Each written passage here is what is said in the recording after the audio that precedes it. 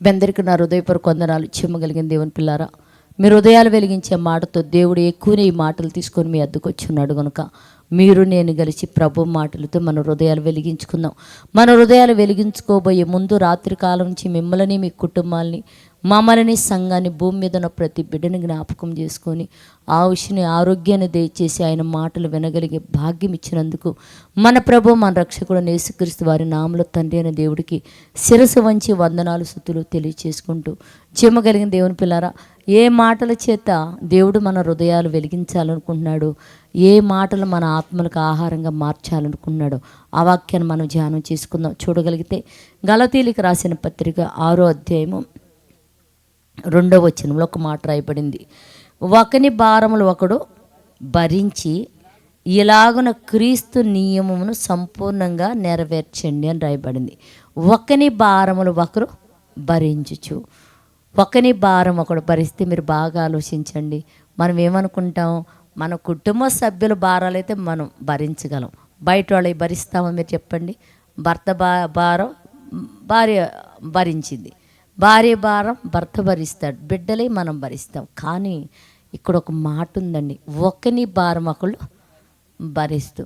భారము అనే తల్లికి మీకు ఒక మాట చెప్తాను దేవుని పిల్లారా. మాకు సంఘంలో మ్యూజిక్ నేర్పిస్తూ ఒక వాళ్ళు అబ్బాయి, పేద అబ్బాయి, కానీ బాగా నేర్చుకోవాలనుకున్నాడు.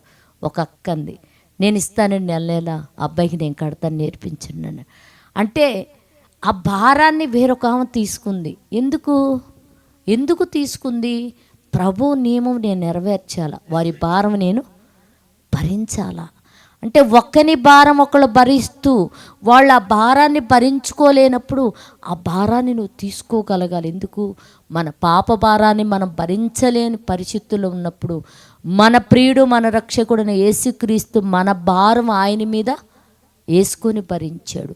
ఇప్పుడు ఆ క్రీస్తు నియమమును నెరవేర్చాలంటే మీరు కూడా ఒకళ్ళ భారం ఒకళ్ళు నెరవేర్చండి. సంఘంలో ఏదన్నా ఒక అనారోగ్యం ఇచ్చిందంటే ఎమ్మటి ఇదిగో మేము ఇంత ఇస్తామని ఆ భారం సంఘంలో బిడ్డలు ఎత్తుకోవడానికి ఇష్టపడతారు. కారణం ఏంటంటే, అందుకని ఒకని భారం ఒకళ్ళు భరిస్తూ ఇలాగ క్రీస్తు నియమమును పూర్తిగా నెరవేర్చండి. అంటే మనందరం కూడా బ్రతికి ఉన్న మన కాలం అంతా ఇలాంటివన్నీ మనం ఒకళ్ళ భారాలు ఒకళ్ళు పూర్తిగా మీరు నెరవేర్చి, ఏమంటే సంపూర్తిగా నెరవేర్చిన వారై, అంటే యేసయ్య ఎలాగైతే సంపూర్తిగా నెరవేర్చారు, మీరు సగం కాకుండా మీరు కూడా సంపూర్ణంగా నెరవేర్చి యేసుక్రీస్తు వారు పక్కన నిలవగలిగే స్థితి మీకు ఉండాలని చెప్పేసి దేవుడి మాటల ద్వారా ఈరోజు మన హృదయాలు వెలిగించుకున్నాం. కనుక ఒకళ్ళ భారం ఒకళ్ళు భరించే స్థితిలో మనం ఉన్నామా? భరించే వారిగా మారినట్లు ప్రార్థించేద్దాం.